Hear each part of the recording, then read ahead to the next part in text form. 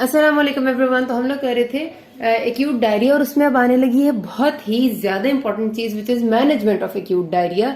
ये सारी वो वाली बातें हैं जो आपके आईएमसीआई का पार्ट है, मैंने आपको पहले भी बताया। ये वो वाली बातें जो आपके हर डायरिया के बच्चे में आपने अप्लाई करनी होती हैं। और मैं आपको बीच में बताऊंगी कि कहाँ पर ऐसा है कि आप इन बातों से थोड़ा सा डेविएट भी कर सकते हैं जब आप बच्चे को रीअसेस करते हैं। असल में जो बच्चे की डायरिया की ट्रीटमेंट होती है ना, वो सारी बच्चे की पे डिपेंडेंट होती है। मतलब वो कैसा रिस्पॉन्स शो कर रहे हैं। सपोज ये कि हमारा ट्रीटमेंट प्लान कहता है कि आपने 1 घंटे में इतना फ्लूइड देना है, लेकिन वो बच्चा इतना डिहाइड्रेटेड है कि अगर आप 1 घंटे में उतना मतलब स्लोली फ्लूइड देंगे तो उस बच्चे को कोई फर्क नहीं पड़ेगा, तो आप उस फ्लूइड को आधे घंटे में दे देते हैं। ठीक है, तो आप वहां पर थोड़ा सा डेविएट कर जाते हैं जहां पर आपको नजर आ रहा होता है कि क्लिनिकल कंडीशन इंप्रूव नहीं करेगी। बहुत मसला है। खासतौर पर जब कॉलेरा के केसेस आपके पास आएंगे, आप देखेंगे कॉलेरा में एक तो बच्चा बहुत ज्यादा डिहाइड्रेटेड आता है आपके पास, और फिर वो मुस्तकिल डायरिया करी जा रहा होता है, उसका डायरिया रुक ही नहीं रहा होता है, इतना लॉस हो रहा होता है। तो हमने उस वक्त डेफिसिट के साथ साथ ऑनगोइंग लॉस को भी ट्रीट करना होता है। तो ये बातें होती हैं जरा सी ध्यान देने वाली।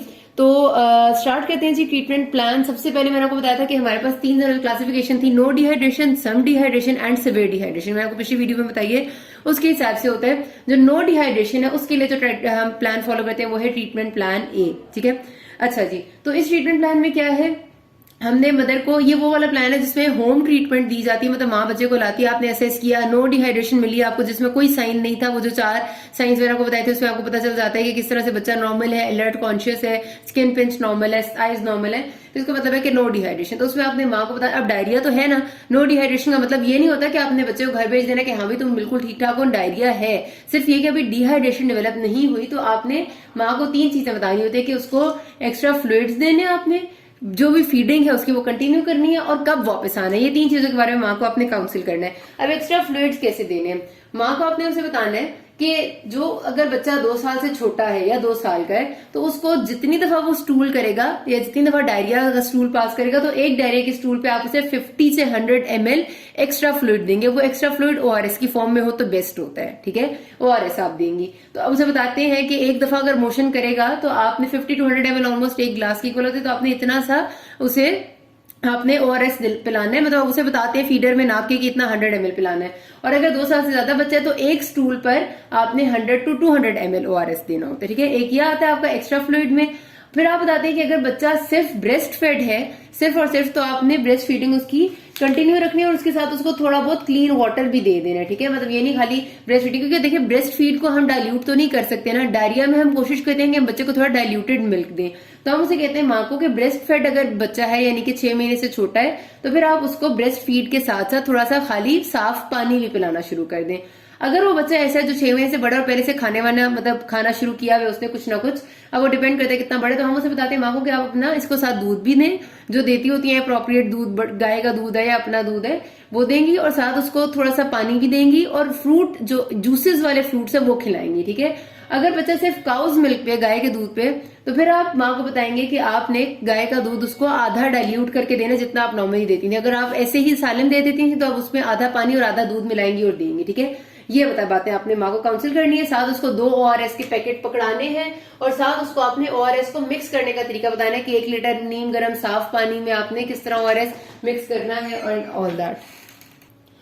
उसके बाद आपने माँ को बताना है कि जो कुछ भी उसकी नॉर्मल फीडिंग है उसको कंटिन्यू करना है। सबसे बड़ा प्रॉब्लम जो मैल न्यूट्रिशन का बच्चों में डायरिया के होता है वो ये कि माँ जैसे ही पता चलता है पेरेंट्स को कि बच्चे को मोशन लग गया, उसका खाना पीना बंद कर देते हैं। चाहे वो छोटा बच्चा होगा तो दूध पिलाना छोड़ देंगे, बड़ा बच्चा होगा तो उसे खिलाना पिलाना सब छोड़ देंगे, उससे बच्चा मजीद मैल नरिश होता है।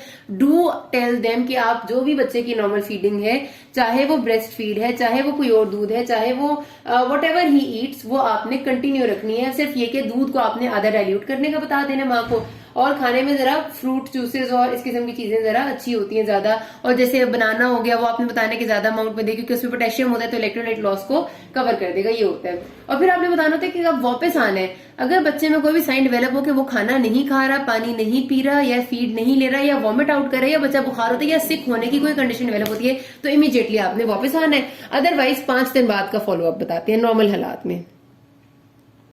उसके बाद आपका आता है treatment plan B. Treatment plan B आपने करना होता है सम डिहाइड्रेशन वाले बच्चों में, जिससे आपको पता भी है। अब इसमें क्या करना है, बच्चा आपके पास आया, आपने सेस किया और आपको नजर आ रहा है कि वो सम डिहाइड्रेशन है, तो सबसे पहले आपने उसी वक्त वहीं पर क्लिनिक में ही पहले 4 आवर्स का ट्रीटमेंट देना होता है। ठीक है, पहले 4 घंटों में फ्लूइड देना जाहिर है आपने, और वो फ्लूइड क्या होगा, फ्लूइड तो नॉर्मली नॉर्मल सिलाई नहीं होता है, लेकिन वो फ्लूइड आपने कितना देना है तो ये आप याद रख लेंगे, ठीक है। अगर 4 महीने या उससे छोटा बच्चा है तो आप 4 घंटों में 200 से 400 ml देंगे। 4 से 12 महीनों के बच्चे में 4 to 700, 12 से 24 महीनों के यानी 2 साल तक के बच्चे में 700 से 900 ml और 2 से 5 साल में 900 से 1400 ml। अब अगर ये याद रह जाए तो अच्छी बात है, क्योंकि एमसीक्यू में आने का खतरा होता है, और अगर एमसीक्यू में तो भी आपने लिखना होता है। लेकिन दूसरा तरीका ये होता है कि अगर बच्चे का आपको वजन पता है तो जितना उसका वजन है केजीज में उसको मल्टीप्लाई कर दें by 75। For example the child is 6 kgs, ठीक है, और 75 से आपने 6 को मल्टीप्लाई करना है तो ये हो जाएगा ये 450 ml, ठीक है। तो तकरीबन 6 किलो का बच्चा आपका 5-6 महीने का होता है, मतलब 5 महीने में लाई करता है, तो 450 ml नियरली आप यहाँ पर आकर दे देंगे, ठीक है। तो इस वजह से आपका इससे बड़ा फायदा हो जाता है। अगर आपको सिनेरियो में एक सिनेरियो ऐसा दिया हुआ है जिसमें आपको साइंस सारे सम डिहाइड्रेशन के दिए हुए और उसके बाद उन्होंने उसके बच्चे का वजन आपको बता दिया और कहा है कि how much fluid will be given to the kid in first 4 hours, तो आप सिंपली उसके वजन को जितना केजीज में है मल्टीप्लाई करेंगे विद 75 और आपका जितना रिजल्ट आएगा उतना फ्लूइड आपने ml में देना है बच्चे को इन द फर्स्ट 4 आवर्स, ठीक है। और अगर उन्हें आपको बच्चे की उम्र बता दी और फिर पूछा है तो फिर आपको उम्र के लिए ये चीज याद करनी है, और बहुत आसान सी है, एक दफा पढ़ो तो दूसरी दफा याद भी हो जाती है। 200 का या 300 का तो फर्क है सब में, ठीक है। अच्छा, ये 6 को जितना भी वेट है उसको वेट इन केजीज होना चाहिए, ग्राम्स में नहीं, weight in kgs multiply by 75, ये हो सकती है दूसरी ऑप्शन। 4 घंटे के लिए आप ये फ्लूइड देते हैं और 4 घंटे बाद आपने बच्चे को रीअसेस कर। अच्छा, अगर ये फ्लूइड दे रहे हैं आप, मतलब बच्चे को अगर वो इतना कॉन्शियस है कि वो आराम से पी सकते हैं तो आप ओरली दे दें, अगर वो नहीं है तो आप आईवी लाइन से देंगे, ठीक है। और अगर बच्चा उसके अलावा और भी मांगता है, मतलब वो और पीना चाहता है, सपोज आपने 4 घंटों में 400 ml दे दिया लेकिन बच्चे को भी और प्यास है तो आप और उसे दे दें, इसमें देने में कोई हर्ज नहीं होती। ओआरएस है, ओआरएस जैसा फ्लूइड होता है, अगर आप ओरली दे रहे हैं तो आप ओआरएस देंगे, और अब वो आईवी लाइन मेंटेन करके देना पड़े तो डेफिनेटली आप नॉर्मल सेलाइन या रिंगर्स लैक्टेट देंगे, ज्यादा अच्छा रिंगर्स लैक्टेट होता है, बट आप नॉर्मल सेलाइन भी दे सकते हैं। बट अगर ओरली पी रहे हैं तो ओआरएस इज बेस्ट, वो आप ओरली देते हैं इसको, ठीक है। अच्छा जी, जो बच्चे होते हैं आपके छोटे 6 महीने से, जो कि इसमें भी फिर वही बात आ जाती है कि आपने माँ को 3 चीजें बतानी होती हैं। अच्छा, पहले तो ये कि 4 घंटे बाद अपने चाइल्ड को रीअसेस करना है, रीअसेस करेंगे, उसके बाद देखेंगे अब उसकी डिहाइड्रेशन किस लेवल पे। नॉर्मली जो सम डिहाइड्रेशन के बच्चे होते हैं जिनका ऑनगोइंग लॉसेस बहुत ज्यादा नहीं होते, मतलब उनका डायरिया कोई मुस्तकिल बहुत तेजी से नहीं चल रहा कॉलरा की तरह, तो 4 घंटों में उनकी सम डिहाइड्रेशन नो डिहाइड्रेशन वाले स्टेटस पे आ जाती है। उसके बाद आप उनको अगला प्लान ऑफ मैनेजमेंट बनाते हैं। अगर बच्चे की जो डिहाइड्रेशन है वो बेहतर हो जाती है और नो वाले साइंस आ जाते हैं तो फिर आप माँ को उसी तरह से जो सारा आपने प्लान ए में किया था वो करके और फिर घर भेज देंगे। अगर अभी भी उसकी जो वो आपने दोबारा असेस किया और उसकी स्टेट बेहतर नहीं हुई, ऑनगोइंग लॉसेस ज्यादा हैं, तो फिर आप उसे हॉस्पिटल में रख के दोबारा ये रिपीट करेंगे, ठीक है। ये होता है इसका तरीका। और उसके बाद आपने जब भी माँ को घर भेजना है तो आपने उसको उससे पहले बताना है ओआरएस मिक्स करने का, बनाने का तरीका। उसके बाद उसको ये वाले डेंजर साइंस बताने के बच्चा अगर फीड ना करे, फीवर हो जाए या फिर वॉमिट आउट कर रहा हो या जरा सा भी सिक नजर आए आपको तो फौरन से लेके आना है। और उसके अलावा माँ को बताना होता है कि इसे कितने घंटे में कितना फ्लूइड चाहिए, ठीक है। यही 3 चीजें उसको बता के घर भेजना होता है कि एक्स्ट्रा फ्लूइड दे, फीडिंग कंटिन्यू करे और कब वापस आए। मतलब ये जो चीजें मैंने आपको यहाँ पर एलैबोरेट की थी, फ्लूइड भी किस तरह दे रहे हैं सेम उसी तरह से। अगर हाली ब्रेस्ट फेड है तो वो कितना थोड़ा डाइल्यूट करके दे, फूड ले रहे हैं तो फूड ज्यादा खाएगा और साथ सप्लीमेंट बनाना वगैरह जो आपको पता है कि वो ज्यादा चीजें ले। तो जो कुछ मैंने बताया था प्लान ए में वो कह के फिर घर भेजना होता है। ये होता है आपका प्लान बी। फिर आता है बच्चा सिवियर डिहाइड्रेशन वाला। सिवियर डिहाइड्रेशन के बच्चों को आप ट्रीट करते हैं ट्रीटमेंट प्लान सी से। अब इसमें क्या है कि जब बच्चा आपके पास आया और आपको सिवियर डिहाइड्रेशन मिल गई है, आपने फौरन उसकी आईवी लाइन मेंटेन करनी है, क्योंकि इसमें बच्चा ड्राउजी होता है, खुद नहीं पीने के काबिल होता है, तो आपने बिल्कुल भी नहीं सोचना कि आप इसका इंतजार करेंगे या ओरली पिलाएंगे। Just maintain the IV line अगर आप कर सकते हैं। आईवी लाइन मेंटेन करने के बाद सबसे पहला काम होता है कि आपने 100 ml per KG ringers lactate start करना है, ठीक है, आईवी लाइन से। अब रिंगर्स लैक्टेट जो आप 100 ml पर केजी स्टार्ट करते हैं ना, ये आप याद रखेंगे कि उसको आपने 2 पार्ट्स में डिवाइड करना है। पहले घंटे में क्या देना है और अगले 5 घंटों में। जो 1 साल से छोटे बच्चे होते हैं यानी इन्फेंट्स जो होते हैं उनको आपने फर्स्ट 6 आवर्स का ट्रीटमेंट प्लान देना होता है सबसे पहले, और जो 1 साल से बड़े जितने भी बच्चे होते हैं उनको आपने सबसे पहले फर्स्ट 3 आवर्स का प्लान देना होता है। तो इन्फेंट्स में क्या है जी कि आपने पहले सबसे जो आपका 100 ml फ्लूइड आपने देना है ना, इसको आप 2 पार्ट्स में डिवाइड करते हैं, 30 ml पर केजी और 70 ml पर केजी, ठीक है। 30 और 70 टोटल 100 हो जाता है। तो अब आपने क्या करना है कि जो छोटे बच्चे हैं उनको पहले आपने 30 ml पर केजी दे देना है फर्स्ट आवर में, और जो बाकी 70 ml पर केजी है वो थोड़ा सा स्लोली अगले 5 घंटों में देना है। और जो बड़े बच्चे हैं उनको आपने 30 ml पर केजी देना है फर्स्ट 30 मिनट्स में, और जो बाकी 70 ml पर केजी है वो अगले 2.5 घंटे में। तो टोटल इनका टाइम जो 1 साल से छोटे बच्चों का वो फर्स्ट 6 आवर्स बन जाता है, और जो 1 साल से बड़े बच्चे उनका फर्स्ट 3 आवर्स बच जाता है। 2 हिस्सों में हमने डिवाइड करके के 100 ml था टोटल, उसको 30 और 70 में करके दे दिए। ये याद रखिएगा बात को, ठीक है। ये बहुत ज्यादा इंपॉर्टेंट है, ये सारा ही बहुत इंपॉर्टेंट है क्योंकि ये सारा का सारा आपका हर जगह पर आता होता है। अच्छा, आपने ये दे चुके होते हैं, आप ये वाला पहले छोटे बच्चों में पहले 6 घंटे या बड़े बच्चों में पहले 3 घंटे आप कंप्लीट करते हैं। उसके बाद आप चाइल्ड को रीअसेस करते हैं, इस दौरान भी कर रहे होते हैं और उसके बाद भी करते हैं। एट द एंड इतना एंड तक हम लेके कभी भी नहीं जाते। असल में अगर प्लान के हिसाब से बात करूं तो हमने फिर चाइल्ड को इसके बाद रीअसेस करना है और देखना है उसकी डिहाइड्रेशन स्टेटस कैसे है। अगर अभी भी इंप्रूव नहीं है या बहुत थोड़ा इंप्रूव है तो हम ये पूरी चीज को रिपीट करेंगे, मतलब हम दोबारा से ये वाला करेंगे, 100 ml पर केजी के हिसाब से आईवी देंगे और इसी तरह सब कुछ कहानी को लेके जाएंगे। और अगर बच्चा आपको इतने में नजर आ रहा है कि वो ओरली भी पीना शुरू कर देता है, मतलब अगर वो इतना आपको कॉन्शियस लग रहा है कि वो ओरल पी सकता है, तो give along oral ORS 5 ml per kg per our, ये भी आप साथ स्टार्ट कर दें, इसमें कोई बुराई नहीं है, ठीक है। अगर बच्चा कॉन्शियस हो जाता है एंड यू विल सी कि जो कॉलरा के बच्चे होते हैं खासतौर पे या सिवियर डिहाइड्रेशन के बच्चे होते हैं, आप उनको तेजी से फ्लूइड दें। आपको आधे घंटे के अंदर, ये तो 6 घंटे की बात हुई है ना, आप घंटे के अंदर देखेंगे बच्चा एकदम उठ के बैठ जाता है। उसकी डिहाइड्रेशन जैसे जैसे इंप्रूव होती जाती है वो कोमेटोज बच्चा अपनी नॉर्मल हालत में आ जाता है एंड यू विल फील कि yes you have done something, मतलब एक्चुअली डन, क्योंकि ये आपकी ऐसी ट्रीटमेंट होगी जो बच्चे को मौत के मुंह से समझे के वापस निकालेगी। मैं मौत और जिंदगी का तो डेफिनेटली हम में से कोई भी नहीं इख्तियार रखता, लेकिन आप को जो एटलीस्ट इख्तियार है वो ये कि आप एक होती हुई चीज को रोक सकते हैं। तो don't let the child, please don't let the child die from dehydration. एक ऐसी चीज है जो कि आराम से आप ठीक कर सकते हैं। अगर आप अपनी तरफ से कर रहे हैं पूरी और फिर भी वो नहीं बचता, वो एक अलग बात है। अच्छा, अब यहाँ पर मैं आपको बताई थी कि यहाँ पर अब तरीका क्या होता है कि हमने अब स्टार्ट किया, पहले 1 घंटे में हमने उसे 30 ml पर केजी दे दिया, लेकिन बच्चा जरा भी नहीं ठीक हमें लग रहा। आपको इंप्रूवमेंट फौरन नजर आती है डिहाइड्रेशन के बच्चों में, ठीक है, थोड़ी सही लेकिन नजर आती है। अगर नहीं लग रहा आप और तेजी से दें। आप ये नहीं करेंगे प्लान में लिखा हुआ है कि अगला 70 ml पर केजी 5 घंटों में देना है, just forget about the plan. आप क्या करते हैं, दोनों बाजुओं में बच्चों के या जहां भी वेन्स मिलती हैं आईवी लाइन पास करते हैं और तेजी से आप इंजेक्शन से पुश करने लगते हैं, ड्रिप लगा के उसे इंजेक्शन से पुश करते हैं तेजी से, इतना तेजी से जितना तेजी से जा सकता है। खास तौर पे स्पेशली मैं कॉलरा का नाम इसलिए ले रही हूँ कि कॉलरा में इतना तेजी से फ्लूइड निकलता है कि आपको पता ही नहीं चलता, सेकंड्स में फ्लूइड जा रहा होता है आपका, ठीक है, साथ साथ निकल रहा होता है। तो आपने बहुत तेजी से इन्फ्यूज करना होता है। उस केस में आप लगे रहते हैं जब तक कि बच्चे की हालत ठीक नहीं हो जाती, जब तक आप उसको थोड़ा सा स्टेबल नहीं कर लेते, ठीक है। तो तब आप ये प्लान याद नहीं रखते उस तरह से कि अगर प्लान में लिखा था तो मैं दे ही नहीं सकता, फ्लूइड है कुछ नहीं होगा, ओवरलोड भी इतना सारा कभी भी नहीं हो सकता। अगर आपको लॉस चल रहा है तो आप दें उसको फ्लूइड, ठीक है। अच्छा, ORS हो गया, मैंने बताया कि अगर बच्चा ले सकते तो आप उसको ORS देंगे। उसके बाद आपने फिर से चाइल्ड को रीअसेस करना है। किताबें यही कहती हैं कि आप घंटे 2 घंटे बाद करें, लेकिन हमारे यहाँ प्रेफरेबल होता है कि हर आधे घंटे बाद जरूर देखें बच्चे को।